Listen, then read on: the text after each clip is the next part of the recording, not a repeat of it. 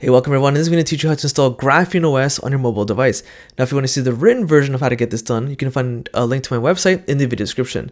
So before we dive in, there are some prerequisites. First and foremost, if you're not sure what GrapheneOS is, I have a completely separate video kind of demonstrating it, going over the features of how it's privacy-based, because you can have a main profile loaded up and then have a second, third, fourth, fifth, sixth, seventh, eighth profile, like different virtual phones within a single piece of hardware phone.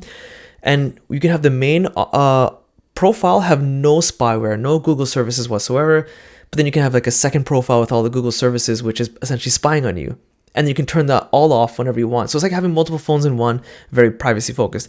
It makes more sense if you watch that video because I actually demonstrate and explain in great detail. Another thing is that this is currently, and as of the last several years, only can be installed on supported Google Pixel devices because Google used to release a lot of the details about the drivers and whatnot open source to the community.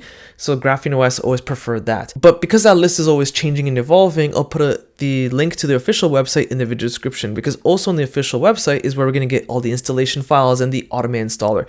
This installation process is like mostly automated. The GrapheneOS team has done a fantastic job. Now, it might change in the future as of you watching this video, because there has been an interview with a GrapheneOS team member that has said they're looking to partner with a cell phone manufacturer. So there could be officially supported GrapheneOS devices that are not pixel based.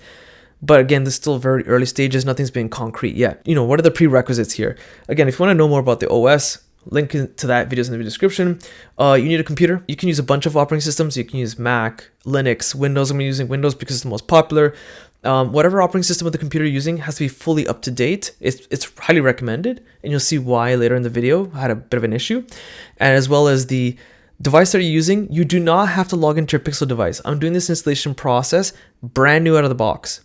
Okay, I didn't even log into my Google account. I just connected to the internet. That is a prerequisite. I'm not sure why, it's some sort of hardware scanning thing Google does, but you need to connect to the internet, but you do not need to log into your Google account. Another thing is, if you purchase a Pixel device from carriers that are just like kind of evil, like Verizon in the United States, for example, they tend to lock down the devices a lot and you can't customize it.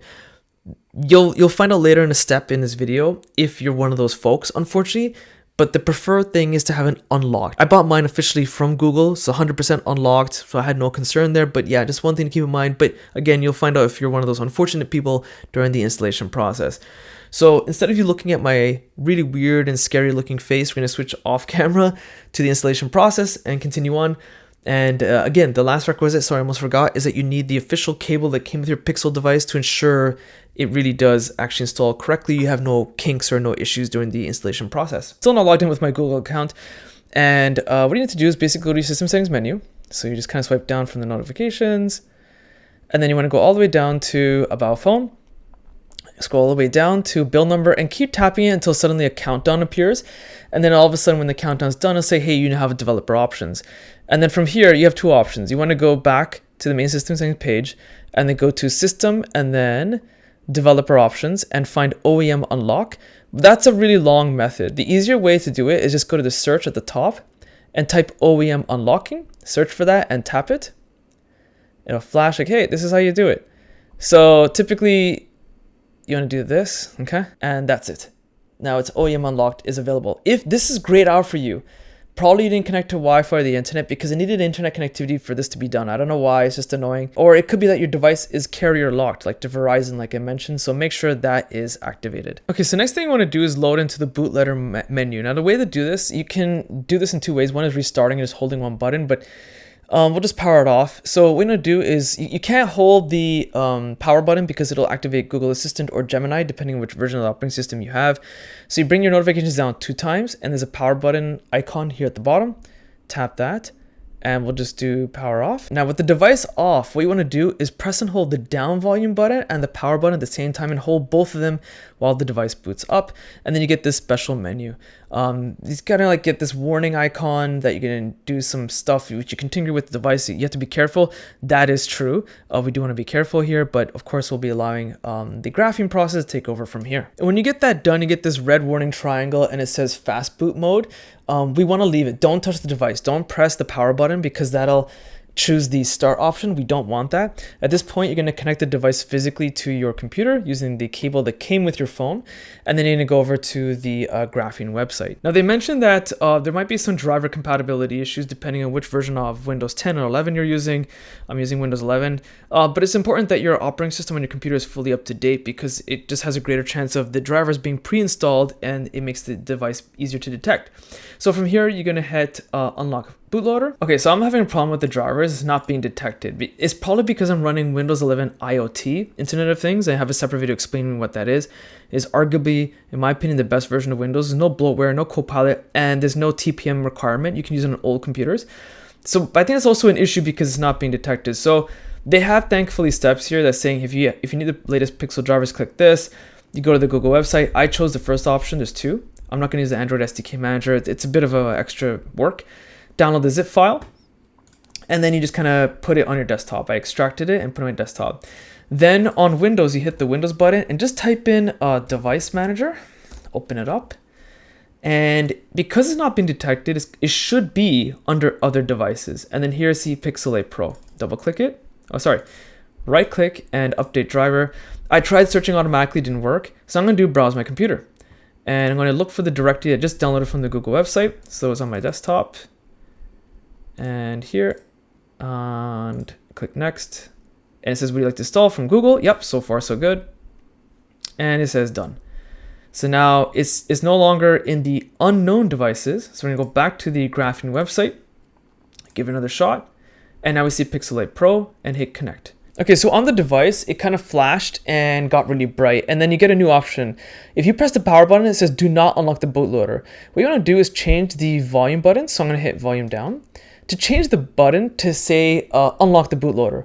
So at this point, if I press the power button, it's going to select that, and that's what we want. And then it kind of flashed and restarted, I guess, a soft restart. And under device status is now showing as red as unlocked. That's good. So now we're going to go back to the computer again, and then we're going to go to the next step, which is download release for the factory image. It's going to take some time, so we're just going to kind of kick back and wait. This is going to be dependent on the speed of your internet connection and their servers on the Graphene side, so just be patient. It shouldn't take too long. So now it's 100% completed. The reason we know that is because the verbiage has changed to downloaded. This is basically the operating system has downloaded, and we're going to install the operating system. I guess is a very layman's way to say it, by hitting flashing factory reset. But this basically they say, and I agree with them, don't touch the phone, don't touch the cable, because this is we're actually installing the operating system itself. You just kind of have to wait and let the device reboot however many times is needed, and yeah, just come back when it's finished, maybe go grab a coffee or something. All right, so now the verbiage on the website has changed to flashed Husky. That's the current version of the operating system that I'm installing. Now they're stating that you want to relock the bootloader. It's just better protection and all that other good stuff. I'm not going to get into the details. You can read it on yourself. So I'm going to hit lock bootloader. And of course, the device kind of prompts it. So I'm going to go over back to the device. And again, I'm going to use the volume buttons to change the selection to lock bootloader, and then hit the power button to select lock the bootloader itself. And go back to the website, as you see the next step basically says you successfully installed GrapheneOS, can boot into it. Pressing the power button with the default start option selecting the bootloader will boot into the interface.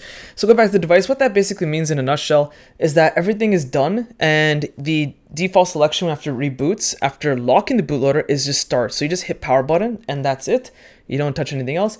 And you can boot into the operating system itself and you're done. So I've gone ahead and disconnected the cable, and I'm going to press and hold the power button to boot up the phone itself, and it should boot into GrapheneOS successfully. And what I noticed, this one's not detailed on the website, it's interesting, is that it says your device is loading into a different operating system.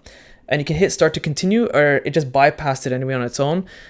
So I don't know if because it's a Pixel, it's got something in the firmware basically stating, hey, warning, you're operating a different operating system than the stock Android from Google. But yeah, here we have GrapheneOS up and running, and that's pretty much it in a nutshell. From here, you go through the setup process. They have some additional information on the website regarding documentation and what you should do. But really, this is your privacy-based operating system, and you can run it how you wish. If you want more details, again, I have another video explaining some of the features and things you can do with GrapheneOS. Maybe it gives you an idea of what to do when first boot up.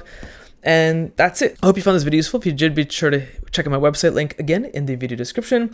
You can also hit the like button, subscribe to my channel. It literally helps my channel grow. Maybe also hit the super thanks button, which is that heart icon just below the video, because I have to make this on my own time. It's done after hours. And yeah, that's pretty much it. And thanks for watching.